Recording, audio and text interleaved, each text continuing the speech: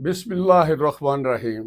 دوستو آؤ آج قوم کے باپ قائد اعظم محمد علی جناح کی بات کریں۔ اللہ تعالیٰ ان کو کروٹ کروٹ جنت نصیب کرے، جنہوں نے انفرادی طور پر اتنی کاوش، اتنی محنت، اتنی خلوص نیت سے پاکستان کے حصول کے لیے کام کیا کہ ہندوؤں کی ریشہ دوانیاں، انگریزوں کی سازشیں، مذہبی رہنماؤں کی مخالفت اور وڈیروں کی ریشہ دوانیوں کے باوجود کھوٹے سکے ساتھ لیے ہوئے انہوں نے تنہا پاکستان بنا دیا۔ جس وقت یہ پورے عروج پر تھی اور بالکل اپنے نقطہ کی طرف پہنچنے والی تھی کامیابی، سے ہندوؤں نے ایک پتہ پھینکا، انہیں کہا کہ آپ پاکستان نہ بنائیں، مشترکہ ہندوستان کے وزیر اعظم بن جائیں۔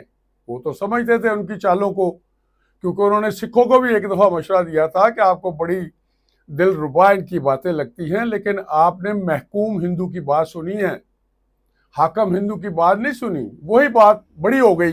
25 کروڑ مسلمانوں کا جو ہندوستان میں آج حشر ہو رہا ہے، وہ لوگ دیکھ کے اش کرتے ہیں کہ یہ کیا ہو رہا ہے، کتنا ظلم ہو رہا ہے، کتنی بربادی ہو رہی ہے، کتنا ان کو دبایا جا رہا ہے۔ لیکن یہ سب چیزیں بالکل وقتی ہیں۔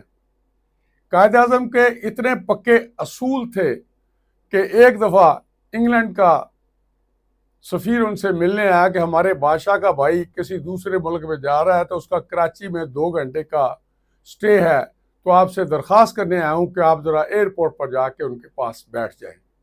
قائد اعظم نے فرمایا کہ مجھے یہ شرط منظور ہے، لیکن ایک میری بھی شرط ہے کہ کل کلا میرا چھوٹا بھائی اگر انگلینڈ گیا تو آپ کا بادشاہ اس کو ایئرپورٹ پر ریسیو کرنے آئے گا۔ وہ نہیں ہے کہ لڑائی ہو کسی جگہ تو کہیں کہ آپ ہمارے ساتھ ہو یا ہمارے مخالف ہو۔ نے کہا حضور آپ کے ساتھ ہیں۔ نو، بڑا انہوں نے انتہائی جرأت کے ساتھ یہ جواب دیا، اور برطانیہ کا سفیر اپنا سا منہ لے کر چلا گیا۔ جس کو زیارت میں تھے تو وہاں ایک نرس ان کی بڑی خدمت کرتی تھی۔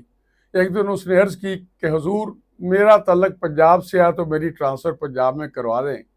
انہوں نے کہا بیٹا میں اس منسٹری کا منسٹر نہیں ہوں، نہ میں ان کے مسئلے میں دخل دوں گا، میں یہ ٹرانسفر کرانے کے قابل نہیں ہوں۔ روٹی کا مسئلہ آپ نے سنا ہے کہ روٹی کھانی چھوڑ گئے تھے، پھر ان کے پسندیدہ باورچی کو بلایا گیا جس نے بنائی۔ جب ان کو مزہ آیا تو انہوں نے کہا کس نے بنائی ہے؟ دبدبہ بڑا تھا ان کی آواز میں۔ انہوں نے کہا فلاں نے۔ انہوں نے کہا کیوں بلایا ہے؟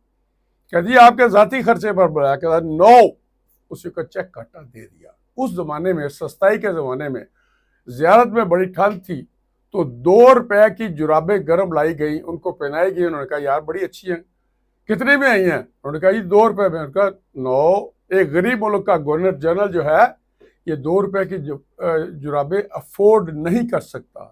اپنے جہاز میں انہوں نے ایک رائٹنگ ٹیبل لگوا لی، فائنانس منسٹری نے اعتراض کر دیا، انہوں نے قبول کر لیا اور اپنی جیب سے پیسے دے دیے۔ پتہ نہیں کس طریقے سے، ان کے اصول کیا تھے، ان کے دوست بھی بڑے پکے تھے۔ دیکھیں ایک غیر مسلم ان کا علاج کر رہا تھا، انہوں نے کہا میری بیماری جو ہے مجھے پتہ ہے، میرا تھوڑا وقت ہے، لیکن کسی کو پتہ نہیں چلنا چاہیے۔ اس مرد میدان نے بھی کسی کو پتہ نہیں چلنے دیا آخری دم تک اور اتنے زبردست وٹی تھے۔ ایک دفعہ گاندھی جی نے ان کو متاثر کرنے کے لیے کہا کہ قائد اعظم محمد علی جناح میرے کمرے میں پتہ ہے آج سانپ آ گیا تھا، اس نے مجھے دیکھا، میں نے اس کو دیکھا اور سانپ واپس چلا گیا۔ حضرت قائد اعظم نے فرمایا کوئی پیشے کے آداب بھی ہوتے ہیں، ایک دوسرے کا لحاظ تو رکھا ہی جاتا ہے نا۔ جج صاحب کے سامنے آرگو کر رہے تھے ذرا دھیمی آواز میں، تو جج صاحب نے فرمایا کہ جناب کیا بول رہے ہو آپ؟ میرے ایک کان سے نکلتی ہے تو گھستی ہے، دوسرے کان سے نکل جاتی ہے، مجھے سمجھ ہی نہیں آ رہی کیا کہہ رہے ہو۔ قائد اعظم نے فرمایا دونوں کانوں کے درمیان کوئی چیز ہو تو آپ کو سمجھ میں آئے نا۔ بی بی سی ایک دفعہ یادگار پاکستان جو اب مینار پاکستان ہے، وہاں بہت بڑا جلسہ ہو رہا تھا۔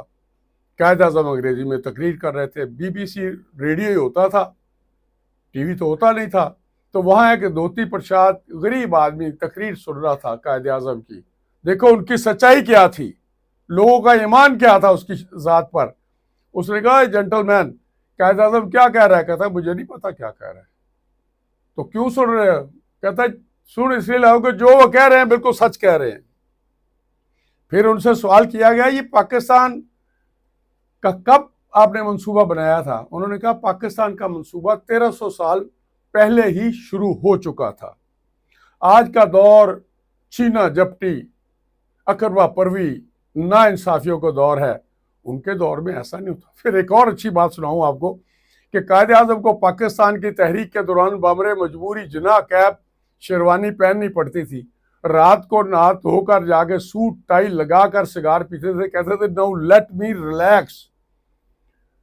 अब आप हुकूमत पाकिस्तान से एक मेरा सवाल है, मेरे अपने आप से सवाल है, मैं आपसे सवाल करता हूं कि कायदे आजम का इतना बड़ा एहसान और उनके दोते पड़पोते पड़नवासे जो हैं वो सड़कों पर रुल रहे हैं, किराए के मकानों में रह रहे हैं, जहां पाकिस्तान में अरबों खरबों डॉलर लूट लिए गए हैं। अगर 2, 4, 10 लाख में उनको कोई फ्लैट दे दिए जाए तो क्या पाकिस्तान गरीब हो जाएगा? यार थोड़ा सा तो एहसानमंद बनो उसके कायदे आजम के कि उसकी औलाद के लिए कोई दिन अच्छा कर दो। वो ये भी कहें कि यार हमारे नाना दादा ने जो काम किया था हमें उसका थोड़ा बहुत सिला तो मिल रहा है। मैं आपसे फिर एक दरखास्त करूंगा कि जैसा कि हमने उनका हशर किया बंदर रोड पर, एक गंदी सी जो थी एम्बुलेंस उसमें भेजा, एम्बुलेंस खराब हो गई, मुंह पर मक्खियां बैठती रही, सख्त गर्मी थी, बड़े परेशान हुए। हमने अपने मौसम का ये हाल किया था। मेरी आपसे दरख्वास्त है कि कायदे आजम के बताए हुए असूलों पर, उनके बनाए हुए मुल्क पर, खुदा दाद इस तोहफे पर, इसकी तरफ किसी को मैली आंख करके देखने ना दें।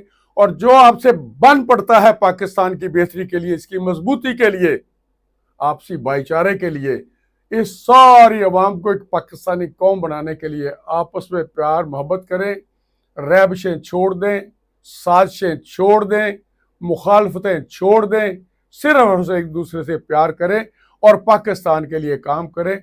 वो दिन दूर नहीं, मायूसी कुफर है, जिस दिन पाकिस्तान फिर अपने पाँव पर एक तानावर दरख्त की तरह खड़ा हो जाएगा। इंशाअल्लाह अज़ीज़। पाकिस्तान जिंदाबाद।